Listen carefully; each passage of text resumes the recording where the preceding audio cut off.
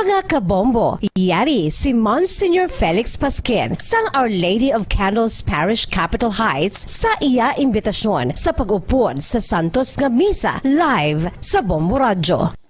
Sa aton mga kabombo, tungod sa pandemic COVID-19, ang aton nga mga tumuluo, labi na gid ang mga senior citizens kag ang mga kabataan nga alangon pa, pangabay nga hindi mag-intra sa pagtinipon-tipon. Kag isa na dira amo ang pagkadto naton sa simbahan sa pagsimba. Apang kamo makasimba gihapon, makapasalamat ka makadayaw sa Dios, makapangamuyo pinaagi sa aton Santos nga Misa online sa Bombo Radyo Bacolod nga aton ginahiwat kada alas 6:30 sang aga. Ini sa liwat ang inyo alagad, Monsignor Felix P. Pasquin, nga padayon nga nagaagda sa inyo. Sa pag-upod sa aton Santos nga Misa, sa online sa Bombo Radyo, kada Domingo alas 6:30 sing aga. Madamo gid nga salamat.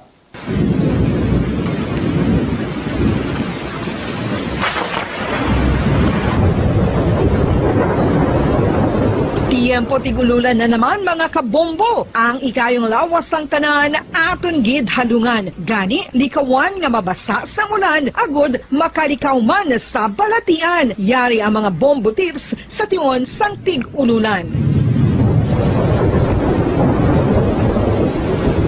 Masami nga magdalagid sang payong. Kung wala sang payong, magdala sa mga butang nga sarang makaprotekta sa imo kung maabdan sang ulan, kaangay sang raincoat ukon jackets. Likawan ang trangkaso ukon anuman nga pamalatian nga nagaguluwa sa tion sang tigululan pagi sa pagpabilin nga hindi mabasa sang ulan. Magdala sang extra towel ukon tuwalya kag mga bayo bilang ilislan agud madasig nga magmalak in kaso gid man nga mabasa sang ulan. Magpabilin sa mga lugar nga may atop o kung sarang mapasilungan samtang nagahulat sang salakyan. Likawan man nga mag-ubog sa tubig baha, ilabi na kung ikaw ang may pila sa tiil o kung din man nga bahin sang lawas. Ang ihi kag iban pa nga body fluids gikan sa mga infected nga sapat mahimo magtugas sang leptospirosis. Ang pag-angkon sang leptospirosis delikado o kung makamamatay. Sarang ini makatugas sang kidney damage, meningitis, liver failure, respiratory distress, kag ang pinakamalala, ang kamatayon. Kung hindi malikawan nga mag-ubog sa tubig baha, magsuksok sang butas.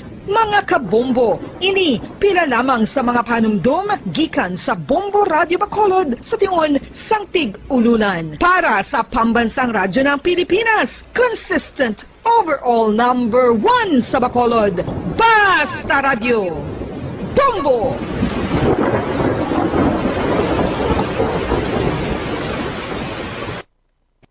Ano ang cyber libel? Inigangay man sa libel apang ginahimo ang krimen sa internet o kon cyberspace. Ang paghambalo kon paghimo sa malain batok sa isa ka tawo sa social media nga nagatugas sang pagkaguba sang pagkatawo ang mahimo nga mapasakaan sang kaso nga cyber libel. Ang mahimo nga makasuhan sang cyber libel amo ang nag-post o kon ang author sang libelous post. Ang mga nag-like o kung nag-share sa mga post ng hindi mahimo nga makasuhan, magluwas lang kung may malaing nga tinaga nga nag-aatake sa isa ka tawo ang nakabutang sa caption. Sa pagpasaka sang kaso, kinahanglan nga magpadulong ang tagreklamo sa National Bureau of Investigation Cybercrime Unit.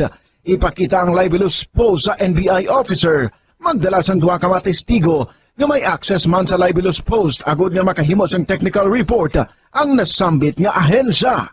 Ang sino man nga mapamatud-an nga nakasala sa cyber libel ang mapreso sa minimum period nga 6 ka tuig kag 1 ka adlaw tubtob 8 ka tuig, samtang kon medium period humalin 8 ka tuig kag 1 ka adlaw tubtob 10 ka tuig. Star FM, Sunday program review.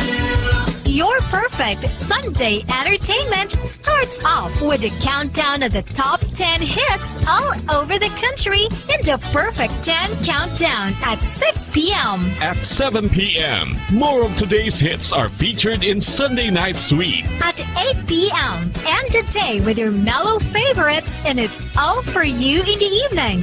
And with the Holy Rosary as we look up to God in prayer. All these great music with the latest news and information in the top of the hour news and the Holy Mass this Sunday on Star FM. Sunday program review on Star FM. Subong nga may ara sang coronavirus pandemic, isa sa pinakamabudlay nga butang amo ang idi naton makita ang aton nga kontra. Gani dapat mangin mahinalungon kita kag nagasunod sa minimum health protocols nga ginapatuman. Magluwas dira na kay balobal kamo mga kabombo nga dapat man nga i-disinfect ang mga cellphones agud malikawan ang virus. Santo sa pagtuon, ang isa ka typical nga cellphone user ang nagtandog sang cellphone sang 2,617 ka beses kada adlaw. Apang kon extreme cellphone user ka naman, ginatandog mo ang imo gadget sa masobra sa 5,400 ka beses sa isa ka adlaw. Paano i-disinfect ang mga cellphones? Una, dapat i-shutdown ini anay kag kuhaon sa case anti-silimpyuhan. Sunod, pass-on ang tela sang tubig nga may lakot nga habon o kon rubbing alcohol. Pwede man magamit sang wet wipes nga may 70% isopropyl alcohol. Gamit ini, krapuhan ang screen, likod kag kilid sang cellphone. Siguraduhon nga wala sang moisture nga magasulod sa mga port. Syempre, limpyuhan man ang phone case antes ibalik diri ang cellphone. O ang maayo nga pamatasan, ang mga tawo nga may maayo nga pamatasan, nakaibalo kung ano ang husto kag sala. Ang ila pamatasan wala nila ginabase sa ila ginabatyag, kundi ginabase nila ini sa mga husto nga prinsipyo, bisan wala pa sa makakita sa ila. Itudlo sing maayo kung ano ang husto kag sala sa mga kabataan. Maggamit sing mga tinaga nga nagapakita kung ano ang husto kag sala sa adlaw-adlaw nga mga sitwasyon. Itudlo sa ila ang kinalain sang tampad sa hindi tampad, sang matutom sa hindi matutom, sang kaayo sa kapintas. Sa ulihi, matun-an sang imo bata ang mga butang nga maayo himuon kag ang mga butang nga malain nga indi niya dapat paghimuon. Ipaathag kun nga ang maayo o kun malain ang isa ka butang. Halimbawa, pamangkota siya nga ang maayo gid kun tampad kita, nga ang maguba ang pag-abyanay kun magbutig ka, nga asala ang pagpangawat. Gamita ang maayo nga pangatarungan para amat-amat mo nga matudlo sa imo bata ang husto kag sala samtang nagadako siya. Ipadako ang mga benepisyo sang maayo nga pamatasan. Mahimo ka magsiling kun tampad ka, saligan ka sang mga tawo. O kun ipakita mo ang kaayo, manamian sa imo ang mga tawo. Tadlo nga ang hindi maayo nga pamatasan. Buligi ang imo bata ang responsable sa ila ginahimo. Dapat mabala nila kung ano ang ila sala kag kun nga hindi ini maayo nga pamatasan. Hindi gusto sang iban nga ginikanan nga sawayon ang ila bata kung makasala ini kay basi maluyahan ini. Pero ang pagtadlong sa malain nga batasan, makabulig sa imo bata nga makahana sa iya konsyensya kag makalikaw sa paghimo sang sala sa ulihi. Pabakura ang handom sa imo bata nga himuon ng husto. Dayawa ang maayo nga pamatasan. Kung maayo nga pamatasan ang ginpakita sa imo bata,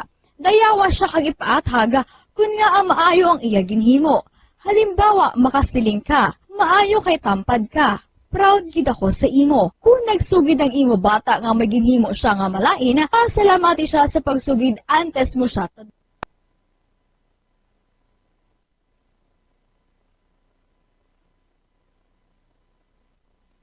Nakahibalo-bala ka mo nga sunod sa latest statistics ng World Health Organization o kung WHO nga kapinakaroon sa 800,000 ka mga tawang nagakapatay kada tuig bangod sang paghikog. Kag Taguyod ng katotohanan, 5 dekada nang nagtatanggol sa mga mamamayan.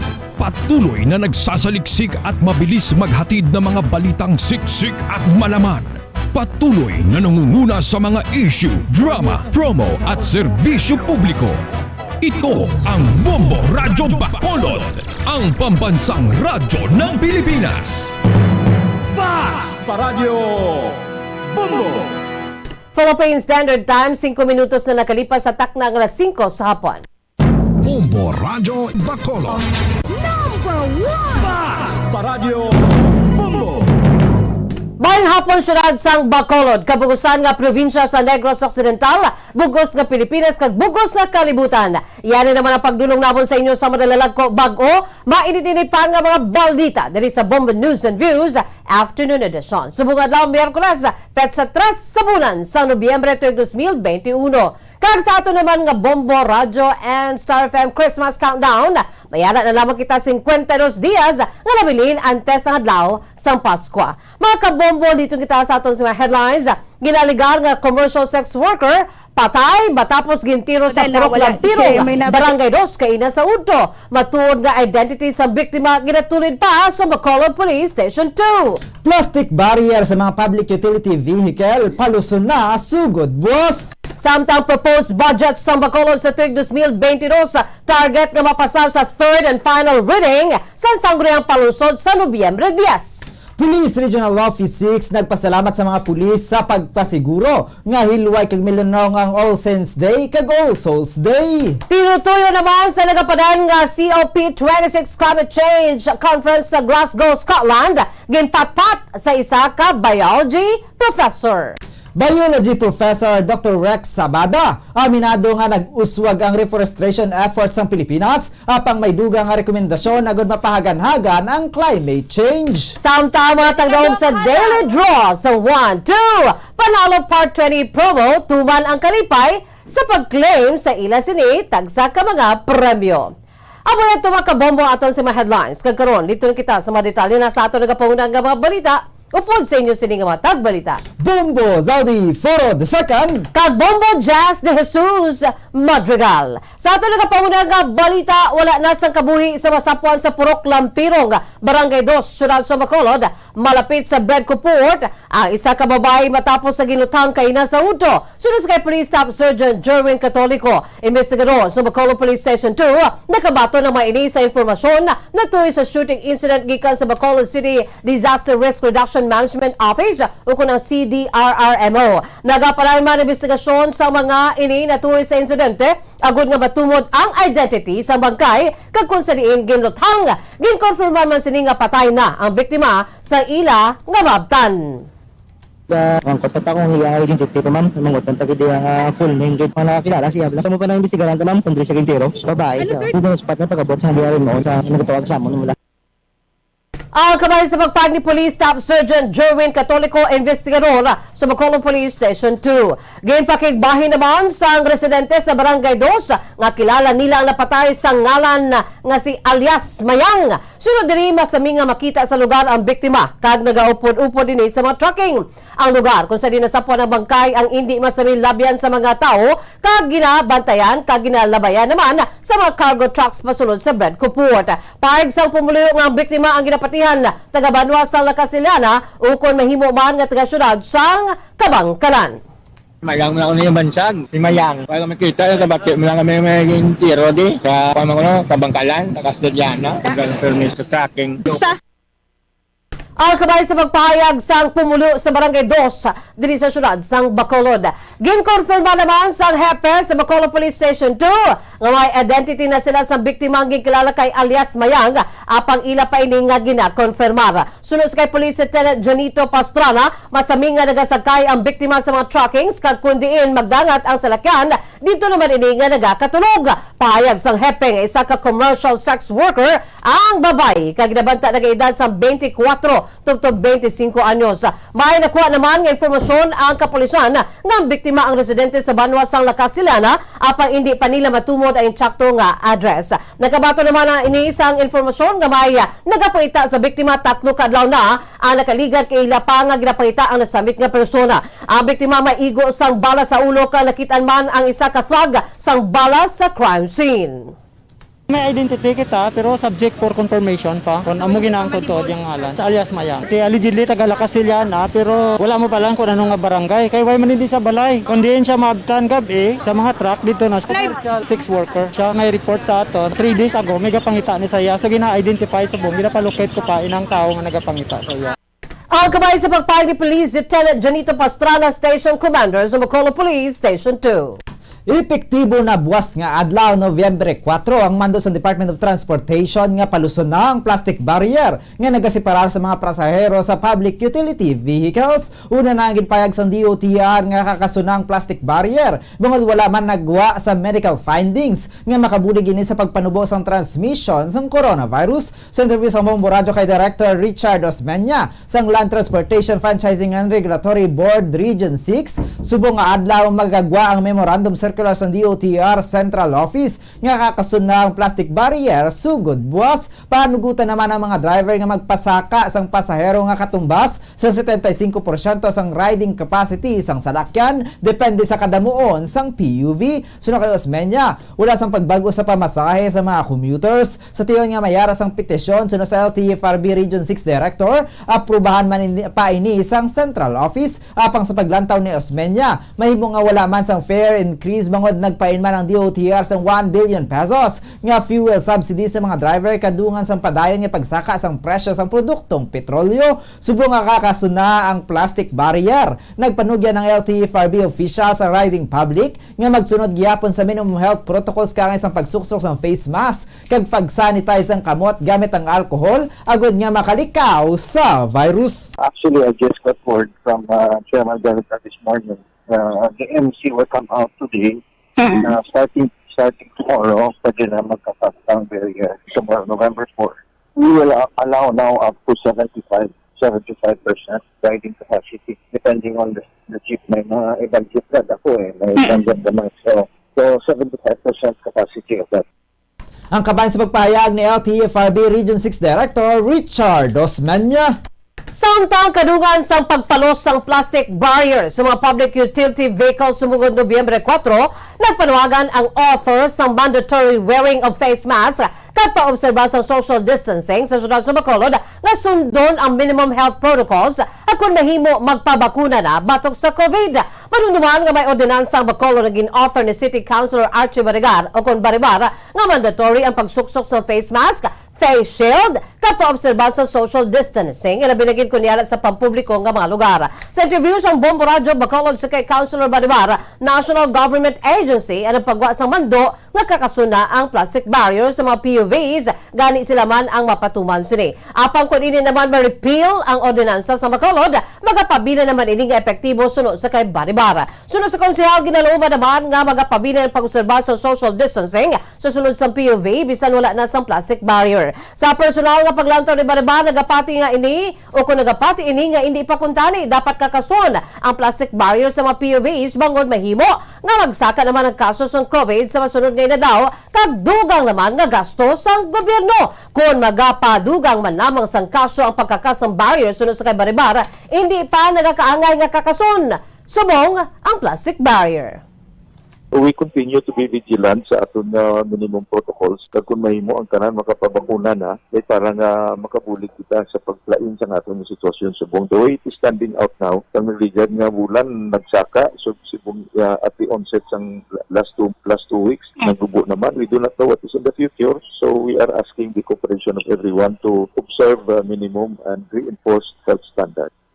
Ang kabayan sa pagpahayag ni Bacolod City Councilor Archie Baribar. Target sang sangguniang panlunsod sa Bacolod nga mapasar sa Nobyembre 10 sa third and final reading ang appropriations ordinance ng syudad para sa proposed budget sa tuig 2022. Sa interview sa Bombo Radio kay City Councilor Cindy Rojas, chairperson sang Committee on Finance sang sangguniang panlunsod, wala na lakip sa agenda sa sesyon. Subong nga adlaw ang proposed budget matapos nga napasar ang appropriations ordinance sa second reading kadungan sang special session sa Nobyembre 1. Ang proposed budget sa masunod nga tuig ang nagadangat sa 3 billion pesos, 250 million ini ang 25% nga mas mataas ang sa pundo subong nga tuig nga nagadangat sa 2.6 billion pesos. Suno kay Rojas, nagasaka sang 650 million pesos ang budget para sa tuig 2022 bangod sa ruling sang Korte Suprema sa Mandanas Garcia case kung sa din ginpasaka ng national tax allotment sa mga local government units sa LGUs. Sa idalom sang ruling, may national income nga nagakadto sa LGU bilang kabahin sang devolution sang function sang executive branch sa LGU nga magbaton sang national tax. Suno sa konsehal, 66% sang pondo sang syudad sa masunod nga tuig ang pagakuwaon sa NTA nga nagadangat sa 2.1 billion pesos, samtang 1 billion pesos naman ang magahalin sa local sources. Sa Nobyembre 1 suno kay Rojas, ginahatagan sang ligwa ang mga konsehal nga makadeliberate sang pondo kung sa diin ilaman gin siguro nga may sources ang budget kag may pondo ang ilatag sa komitiba. Matapos ang 2 ka oras nga deliberasyon suno kay Rojas, ginpasar na ang proposed ordinance sa second reading. After deliberation and questions, clarifications, and concerns ang aton nga mga different councilors, no, we were able to pass the executive budget for second reading. We are looking at next week, sa amon session next week, no, sa next Wednesday, November 10. Hopefully, we can pass this for third and final reading. Ang kaban sa pagpayag ni Bacolod City Councilor Sandy Rojas, chairperson sa Committee on Finance sa Sangguniang Panglungsod. Sa ibang pinato nagapuna nga balita lokal, nagpasalamat ang Police Regional Office 6 sa magkapulisan sa Western Visayas sa pagpasiguro sa matawhay kag malinong nga obserbasyon sa All Saints Day kag All Souls Day. Sa interview sa Bombo Radio kag PRO6 spokesperson, Police Lieutenant Colonel Arnel Solis, generally peaceful ang overall assessment sa bago lamang natapos nga obserbasyon sa Undas 2021, bukod wala sang record nga insidente nga may kamtanan sa Tigkalalag. Wala naman sang violators sa sulod sa 5 ka adlaw nga temporarily closed ang mga semeteryo bangod antes sa Oktubre 29, naghatag naman ang local government units sa Ligwa na makabisita sa bahin sang publiko sa ila sini nga minatay. Wala man naginutok ang mga patso antes sa Oktubre 29, sumo nga natapos na ang temporarily closure ang ginmando sa National Interagency Task Force. Sunod sa kay Solis, magadepende na sa LGU kung pagabuksan na ang patso nga ila na sakupan o kung magapabilin nga sirado. Nagpasalamat naman si Solis sa tanan nga magkapulisan sa pagkumit ka magabantay sa maayos samtang padayon ang pagperform sa ibang nga obligasyon para sa peace and order.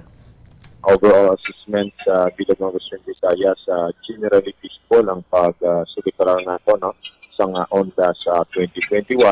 Wala kita sa insidente nga na-record na makonect natin sa pagsilibrar natin sa undas. No, na mataway ang pagsilibrar natin sa undas kung sa diin na wala kita sa mga insidente nga na-record considering na 5 ka adlaw, no, close ang ating mga sementeryo, wala man kita sa mga kauturan nga nag-violate sa siningamando. Ang kamay sa pagpahayag ni PRO6 spokesperson Police Lieutenant Colonel Arnel Solis. Yara lang sa 1.5 degrees Celsius ang pagpanubo sa temperatura ang ginapangayo nga commitment sa mga kapungsuran sa Conference of Parties 26 o COP26 bangod ini lang ang makabig manageable santo sa isa ka profesor sa University of the Philippines sa UP Visayas Miag-aw si Dr. Resurrection Rex Sabada ang nakabaton sang Distinguished Alumnus Award sa 2019 UP Alumni Homecoming sa UP Diliman, Quezon City. May kaangtanan sa Environmental Rehabilitation Management. Suno kay Sabada ang mga kabahin sang COP26 meeting sa Glasgow, Scotland. Amo ang nagpirma sa United Nations Framework Convention on Climate Change sa UNFCCC nga ginisugtan sang 1994. Ini ang ginabugusan sang 197 ka parties nga ginalakipan sang 196 ka mga pungsod kag ang European Union. Santo sa profesor, ang COP26 Summit ang ginalakipan sang Blue Zone kag Green Zone. Ang kalakip sa Blue Zone ang mga nakarehistro sa United Nations bilang kabahin sang delegasyon sang kada pungsod sa pagsinapol mayara man sang formal negotiation kag informal consultation nga makabulig sa pag-obra sang climate change mitigation. Ang mga miyembro sang dalagkong nga pungsod ang nagahatay naman sang tagsandila ka proposisyon tubtub sa malabot ang kasugtanan. Samtang sa Green Zone naman makita ang general projects kung sa diin may ara diri sa mga events, workshops, art presentation, musical kag presentasyon sang nananasari nga teknolohiya nga mahimo tambungan sang general public. Ang Conference of Parties ang ginpatigayon kada 5 ka tuig kung sa diin ang sang 2015 ang ulihi nga pagpatigayon sang COP25. Sa sini nga Blue Zone Valley, ang mga delegado sa mga nakalain-lain nga country nag-meeting dira gahambal sa may mga formal nga negotiation kag informal nga mga konsultasyon. So may mga meetings bali para nga ang kada isa ka membro maghahatag sa iya posisyon para ma-achieve ang mga agreement o kung may mga deadlock nga dapat inegosyar. Ang kabahin sa pagpahayag ni Dr. Resurrection Rex Sadaba, Biology Professor sa UP Visayas. Samtang ginpatmat naman sang biology professor nga si Dr. Rex Sadaba nga nagpagwa na sa assessment sang tilikdan nga COP25 summit kung sa diin gipakita nga magasaka ang global temperature gikan sa 0.34 tubtob 4.8 degrees Celsius sa katapusan sa sini nga siglo nga magadepende kung paano ang pag-control sa isa ka gobyerno sa carbon emission. Gani ginalauman sang COP26 ang pagpanubo sang temperatura sa kada pungsod sa 1.5 degrees Celsius sa industrial level. Samtang ginalataman ang posibilidad nga pagsaka sa seawater level sa 26 centimeters tubtob 82 centimeters sa tuig 2000 o kung sa tuig 2021. Sunod sa kay sa Daba sa unang nga adlaw, nagpatigay naman sa plenary speech ang mga world leaders na tuy sa ila commitment na hanungod sa mga plano nga programa sa tagsa ka pungsod. Santo sa 2015 Paris Agreement, nakita sa mga ini nga kinahanglan na ang paghugbong kag commitment sa tanan nga pungsod agud nga mabuhinan ang carbon emission paggamay man o kung paggamay man kag ukon dako nga pungsod. Nagpirma ang mga lideres nga magabuhin sa 1.5 degrees Celsius above industrial level sa carbon emission. Panumdom sang professor nga nagumpisa ang pagsaka sang carbon emission sa pagsugod sa Industrial Revolution sa 1970. Patag sini nga kon magsaka pa ang temperatura, tuman naman kadako ang mangin epekto sini sa tao kasubong man sa nature. Ang global temperature magasaka most likely by 0.3 degrees Celsius to 4.8 degrees Celsius by the end of the century. Depende na on how much ang government magakontrol sa carbon emission. They also saying na ang sea levels are expected to rise an additional of 26 to 82 centimeters by 2100. Ang kabay sa pagpay ni Dr. Resurrection Rex Sadaba, Biology Professor sa UP Visayas. Samtang kadto naman kita sa United Kingdom. Aminado ang mga Pinoy sa United Kingdom nga ini na ang nagakaangay nga tion agad nga istoryahan ang climate change kag indi pagpabuyan-buyanan. Naibaluan nga nakasugod ang masobra 10 ka world leaders kadungan sang COP26 Climate Change Conference sa Glasgow, Scotland nga mahimos ang tikang agad nga matapnang deforestation sa tuig 2030. Sa baylo nagpay na mga inisang pondo para sa proteksyon sa mga kagulangan. Suno kay Bombo correspondent Ramil Sugon, direkta sa England, United Kingdom, nagalam si Queen Elizabeth II nga mangin mabinginungaho ng pagsinapol sa mga pungsod. Sa Europe, suno kay Isugon, tuman man ang pagbaha sa tion sang rainy season, kaya isang natabo sa Germany, Belgium, kagiban pa nga mga pungsod sa tinilikdan nga bulan kung sa din madamo ang napatay. Kung dry season naman, madamo man ang nagaluntad nga wildfire sa Spain, tubtub sa Turkey. Ang heat wave, suno kay Isugon, ang nagaresulta man sa kamatayan sang pila ka mga pumuluyo. Sunod sa Bombo correspondent, prepared sa tugnaw ang mga balay sa Europe kung sa din madamo lang mga bintana gani nagadugang ang kainit kung dry season kag may mga tigulang nga nagkakapatay bangod sa heatwave. Kung magkakatabuin na, bangod diri sa amon ang mga balay diri, more prepare ini sila sa tugnaw, so wala kami sa mga ginatawag nga double glazing amon diri nga mga bintana, madamol. So naga-add on pag ini siya sa init nga ginabatkagan, so damo nga naapektuhan ang mga katigulangan diri bubuan kag amon ang rason nga iban sa ila nagakalamatay bangod sa tuman nga init. Sa baha naman naga-experience na kami sang tuman nga baha dire bubuan labi na gid sa may Lake District. Ang kabayan sa pagpahayag ni Bombo International Correspondent Ramil Isugon nagikan sa United Kingdom. Samtang isa sa gina-rekomendar agon mapanubo ang carbon emission nga nagatuga sa global warming nga nagbutang sa tanan sa global emergency ang mga pagdula sa coal power sources kapag baylo na sa mga renewable energy. Sunod sa kay Dr. Resurrection Rex Sadaba, ang professor sa University of the Philippines Yukon UP Visayas miagaw luyag nga malabot sa Conference of Parties 26 o kunang COP26 nga masiguro ang global net zero sa tunga sang siglo. Ginahingyo naman ang mga pungsod nga magtindog sa ambisyoso nga 2030 emission reduction target angon sa ila sining nationally determined contributions o kung ining ginatawag NDCs.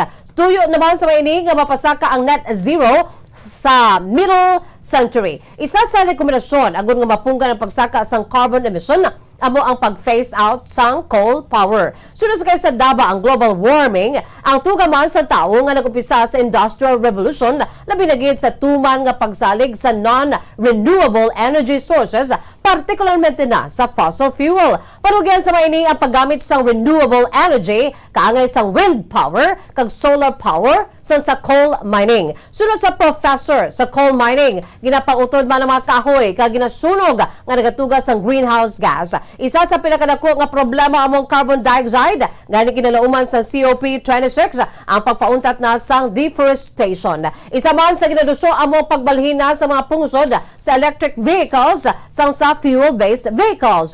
Pahayag ni Sadaba kinahanglan sa kalibutan nga mapanubo sang katunga ang carbon emission para sa masunod nga siglo. Sa pihak nga bahin ang Pilipinas ang Renewable Energy Act o kung mayara sa Renewable Energy Act apang sa karon kalabanan gyapon sa mga energy plant ang nakabase sa coal power. Patag ni Sadaba nga bisan pa magsiling ang mga ini nga malimpyo ang asogi kan sa ila planta, panidugan sa professor nga ang carbon dioxide emission ang wala naman naganubo. Gimpakigbahin man sini nga ang United Kingdom ang nagatarget nga untaton ang pagbaligya sa gasolina kag krudo sa tuig 2030 pag magbaylo na sa solar power kag magagamit na lamang sa electric cars. Dugang pa sini nga bisan sa barko kag yate, mayara naman nga nagaoperar pinaagi sa solar power kag hindi sa krudo. Para mapadasig kag mapunggan kag hindi magsaka pa sa dira, may mga recommendation sila. For example, i-phase out ang coal nga may ara kita problema sa global warming because of anthropogenic activities or ubra sang tao, because of the high reliance on non-renewable energy sources, particularly ang fossil fuel. Ang dugang pagpahayag ni Dr. Resurrection Rex Sadaba, biology professor sa UP Visayas. Ginapakamaayos ang propesor sa University of the Philippines sa UP Visayas miag-aw nga nag-improbar na ang reforestation efforts sa Pilipinas apisar sa nagalala nga global emergency bangod sa climate change. Suno kay Dr. Resurrection Rex Sadaba, apisar nga gamay lang ang aton nga kontribusyon sa global greenhouse gas emission, ang Pilipinas ang nagasalo naman sang malala nga climate change nga tugas ang dalagko nga mga pungsod. Bangod sa apektado gihapon ang Pilipinas, nagakadapat suno sa propesor nga magbulig man ang pungsod sa pagtapna sa global crisis, bangod may benepisyo man gihapon sa mga pumuluyo ang pag-amlig sa dunang manggad. Suno kay Dr. Sadaba, luyag sang Conference of Parties 26 kon COP26 nga mag-adoptar sa pagprotekta sa komunidad kag natural habitats, kaya panugyan sa mga ini nga maghugpong ang mga kapungsuran sa pagpasadnyog sang natural defenses kag magamit sang clean and green engineering. Dugang pa sini nga dapat mapasanyog man ang early warning system sang kada pungsod sa paghanda sa mga mahimo nga disasters dala sang climate change. Suno kay Dr. Sadaba, dapat man nga mangin mas resilient sa mga kalamidad ang mga construction industries agud malikawan ang pagkadula sa mga puluyan kag makabuhi sa tion sang kalamidad. Apang isa sa mga kabudlayan namo ang ikasarang sang gobyerno nga pundohan ng mga programa. Suno sa propesor, una na nga nagpromesa ang mga dalagko nga pungsod sa paghatag sang $100 million kada tuig. Ang kwarta ang iga-release sa mga pampubliko kay pribado nga sektor kay pagagamito naman sa pagsiguro sang pagnubo sang global warming net emission. Isa sa ginalantaw sini nga mahimo amo ang pagpasanyog sang reforestation programs. Panugyan ni Dr. Sadaba nga bisan habuyan lang sang liso sang mga kahoy ang isa ka open space nga wala ginagamit, mahimo na ini nga magtubo nga makabulig para sa carbon sequestration o kon pagbuhin sang atmospheric carbon dioxide. Sunod sa propesor, ang ginalauman sang COP26 nga magbuligay ang mga pungsod agud masunod ang 2015 Paris Agreement pahanumdum sa mga ini nga sa paglala sang global warming. Apektado man diri ang tanan nga negosyo o kon ang bilog nga ekonomiya sang pungsod. Ang masubo, kitaya bali ang nagaanto sang epekto sang pag-ubra release sang iban nga mga dalago nga pungsod. So kitaya bali ang nagasalo. Sila priya pinagusto lang sila. However, it doesn't mean also nga hindi makita magpaninguha bali. Makakontribute kay may ara magyapon kita makuha nga bulig sa aton kun aton na amligan man ya ang aton nga natural resources. Ang kabayan sa pagpahayag ni Dr. Resurrection Rex Sadaba, biology professor sa UP Visayas. Philippine Standard Time, 29 minutos na nakalipas sa tak na alas 5 sa hapon, mga kabombo. Sa dugang paginaton nga mga balita, patay na ang isa ka 72 anyos nga lalaki matapos nga masapuan sa iyang bata sa ila payag sa banwas sang Binalbagan nga nakabitay gamit ang electric cord sa extension wire kag ginapatihan nga nag-suicide. Sunod sa kay Police Captain LND Rebusquillo, ang hepe sa Binalbagan Municipal Police Station, nakasugilanon nila ang bata sa biktima nga kaupod sila sa pulian kag ginpakigbahin niya nga maayo man ini istoryahon kag kaangay nga wala sang problema antes ang paghikog. Ginalantaw man sa maini nga bangod sa pagsunggod kung nga naghikog ang tigulang. Nibuloan nga mga alas 4:45 sang hapon samtang maulanon ang tiyempo sa nasapuan ini sa payag ang amay. Sunod sa bata, masami nga nagatawag ang amay sa isa pa sini ka bata nga yara sa Ireland. Apang bangod sa busy sa trabaho ang iya anak, masami nga makadali lamang niya ini nga masugilanon kag ginapatay gileon ang tawag. Sunod sa bata, bangod sa edad sang amay, hindi malakawan nga nagapangita ini sang atensyon. Mahimo nga bangod sa wala ini mahatag sa iya, nagpensan ini nga wala na siya sang pulos kag sa paglain sa iya buot, gani nahimo sini ang pag-utas sang kaugalingon nga kabuhi. Okay, kabalo ko naman kung siguro mga tigulang nagsinanglan sang atensyon man, gusto nila mga ayo sa atensyon. So, hindi siguro makakuan tungod sang kasakuon man. Amo na guro nga hindi siguro sulod sa paminsarya ang mundo nga sitwasyon. Sa pinsarya siguro sa iya kaugalingon nga daw worthless na sa amo siguro nga naghimo isa sa pikang nga amo isa. Ang kamay sa pagpahig ni Police Captain Elinde Rebusquillo, hepe sa Binalbagan Municipal Police Station. Kag sa aton nga katapusan nga balita, para naman sa aton nga good news. Tuman ang kalipay. Sang tagpasakop sa 1-2 Panalo Part 20 promo sa Bombo Radio Star FM, gikan sa barangay Blumentritt, Sunrise Village, Murcia, Negros Occidental. Sang ginbaton sini ang iya nga premyo. Si Gloria Casipe ang mapalaron nga nalawagan sa pagdawag sang 500 pesos nga cash, kag balor 650 pesos nga groceries nga nasulod sa balde sang Orocan. Ini nga nagasagod sang baboy bilang palangabuhian kay naga-isahanon lang sa iyang balay. Bangod sinida ko man ang kalipay ni Casipe sang magabutan bilang daily winner bangod sa pigado sini nga pagpangabuhi. Kinpaigbayan man sang tagdaog nga humalin pa sadto. Nagapasakop na ini sa mga promo sang Bombo Radio kag nakadaog naman sa mga anay nangin promo. Ang cash nga nadag-an ang igabakal naman sini sang proof of purchase kag sudan. Kinpasalamatan man sini ang Bombo Radio sa nangin promo. Kasubong man ang mga sponsors. Ginagdaman sini ang mga tagpalamati sang estasyon nga maghulog man sang entry sagon magdaog kaangay sa iya. Una nga hatag 100. Ikaduha nga hatag 200. Ikatatlo nga hatag 300. Ikaapat nga hatag 400. Kag ikalima nga hatag 500. Alright. Mabakal ko karon mga proof of purchase kag sudan. Nagapasalamat gid ako sa Bombo Radio sa mga promo kag sa mga sponsor. Madamo gid nga salamat. Basta Radio Bombo number 1. Ang kabayan sa pag-award kay Gloria Casipe, isa sa mga daily winner.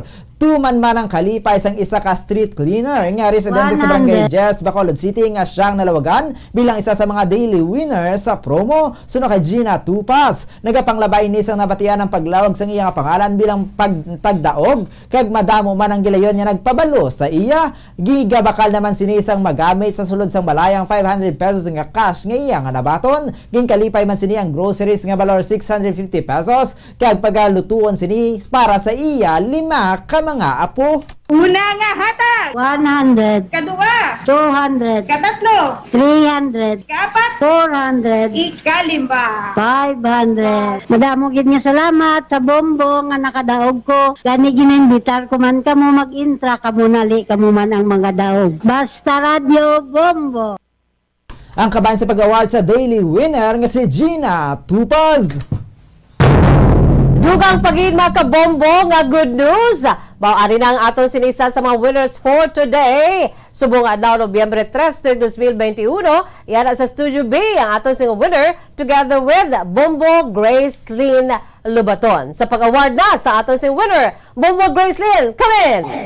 Yes, Bombo Jazz, Bombo Zalde. Ari kita subong sa Studio B, no? Para iatag ang award sa ikaduhata nga winner sa siningadlaw Bombo Jazz. So, ang iya sininga pangalan, si Rachel de la Pedra. Good afternoon, Rachel. So, kamusta kay nabatian mo imo sininga ngalan nga nagdaog ka? Excited nga doon ang kulbaan. Nga makulbaan ka, gid. So, dugay ka na nagkapasakop sa promo? Dugay na? Oo. Kapila na nga daog mo? Ba't lang? hindi na maisip mo, Jazz, no? Yung nga dagaan. So, ano ka sa buong ratio? Estudyante ka pa kung gaubra ka na? Estudyante. Grade 11. Okay. So, Rachel, magabaton ka na sang imong daog, no? Nga 500 pesos nga cash, kag 650 pesos, no? Nga groceries. So, ihatag ta na ang imong premyo, no? Una nga hatag. 100. Ikaduha nga hatag. 200. Ikatatlo nga hatag. 300. Ikapat. 400. Ikalima. 500. Wow! So ano mambal mo kay nagdaog ka? Salamat gid sa Bombo Radyo kay sa Star FM kag sa sponsor nga ako nadagan. Yes, so probably, no? Ipang-load mo ganini kay kikabudlay daan kung wala load, online class ka mo? Offline. Okay, so aring ang imong isa ka balde, no? 650 worth of groceries. So daw ana. Okay. So ano mambal ta kay nagdaog ta? Salamat gid sa Bombo Radyo kay Star FM kag sa mga sponsor nga ako nadagan. Kag ginagda ko man dagaling iban nga magintraman sa pa-promo nila para kamo naman ang magabulo sa ako. Basta Radyo Bombo number 1. Yes, Bombo Jazz amo to ang aton nga ikaduha nga winner. So, gikan diri sa Studio B, ini si Bombo Grace Lubaton para sa Bansang Radyo ng Pilipinas. Consistent, overall number 1 sa Bacolod. Basta Radyo. Bombo! Maraming salamat sa kay Bombo Grace Lubaton sa Studio B together with our winner, mga kabombo sa aton siniiya nga promo ang 1-2 Panalo Part 20 sang Bombo Radyo kag Star FM araw-araw balde-baling pa premyo na may cash siyahan pa. Philippine Standard Time, 36 minutos na nakalipas sa tak ng alas 5 sa hapon. Kag amoy adto mga kaundan sa aton nagapangulang nga mga balita. Upod na sa aton si pag-award sa aton sini nga winner. Antes kita magtakop, aton aray panumalikan aton si mga headlines mga kabombo. Ginalagar nga commercial sex worker patay matapos gintiro sa Purok Lampirong Barangay 2 kainan sang udto. Matuod nga identity sa biktima ginatulid pa sa Bacolod Police Station 2. Plastic barrier sa mga public utility vehicles paluson na sugod boss. Samtang proposed budget sa Bacolod sa tuig 2022 target nga mapasal sa third and final reading sa saunang palusod sa Nobyembre 10. Police Regional Office 6 nagpasalamat sa mga pulis sa pagpasiguro nga hilway kag malino nga All Saints Day kag All Souls Day. Tinutuyo sa nagapanan nga COP26 Climate Change Conference sa Glasgow, Scotland, ginpatpat sa isa ka biology professor. Biology Professor Dr. Rex Sadaba, aminado nga nag-uswag ang reforestation efforts ng Pilipinas apang may dugang nga rekomendasyon agud mapahaganhaga ng climate change. Samtang mga tagdaog naman sa daily draw sa 1-2 Panalo Part 20 promo, tumanggid ang kalipay sa pag-claim sang ila sini nga premyo. Amo ito mga kabombo ang pagdulong namon sa inyo sa mga dalalako bago mainit-init pa nga mga balita dili sa Bombo News and Views Afternoon Edition. Subong adlaw Miyerkules Petsa 3 sa bulan sa Nobyembre 2021.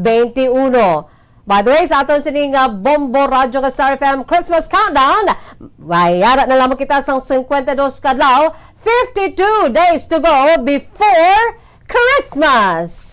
Standby na kamo sa masunod nga programa, ang Bombo Reports Afternoon Edition. Upo naman sa kay Bombo Dennis Rubica. Kag sa gihapon, ini ang inyong mga tagbalita. Bombo Zaldi Foro II kag Bombo Jazz de Jesus Madrigal. Para sa pambansang radyo ng Pilipinas, consistent overall number 1 sa Bacolod, Basta Radyo Bombo!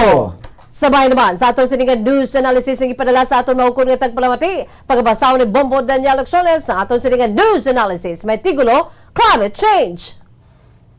Representante sa mga kapungsuran nagtililipon agud istoryahan ang isa pa kapalaligban pangkalibutan. Ini ang magasubra pa sa pandemya nga aton agyan, climate change labing makahalalit sa tanan. Nagtuga ini sang abnormalidad sa aton klima nga sa aton nagasablag. Bagyo sa tig-ilinit nga panahon, pagpaang sang palibot, hindi halandumon. Bangod sang sining abnormalidad, sa palabuton madamo ang magausdang nga mga syudad. Minilyon ka mga katawhan ang magkalalitan, sobra pa ini sa coronavirus nga dalitan.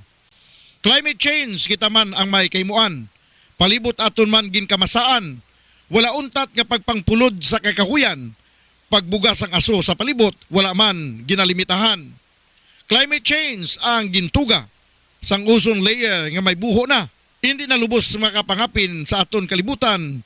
Tugas sa silak sang adlaw nga makatalagam. Kung hindi kita maghagan-hagan sa pagkamasa sa aton kalibutan, maabot ang adlaw nga wala na kita sang istaran, kamatayon sa aton ang ituga sining kalibutan. Ang ini ang panguna-una nga pananawan naging padala ni Julio Gasindo sa Barangay Tangob, Bacolod City. Sa mga tagpalamati sang Bombo Radyo Bacolod, pwede man kamo magpadala sang inyo panghuna-huna kag pananawan sa Bombo News and Views Afternoon Edition. Care of DYWB Bombo Radyo Bacolod, CBS Development Corporation Building, Lacson Street, Mandalagan, Bacolod City. O kung pinaagi man sa email address ang Bombo Radyo Bacolod, bombo_bacolod@bomboradyo.info.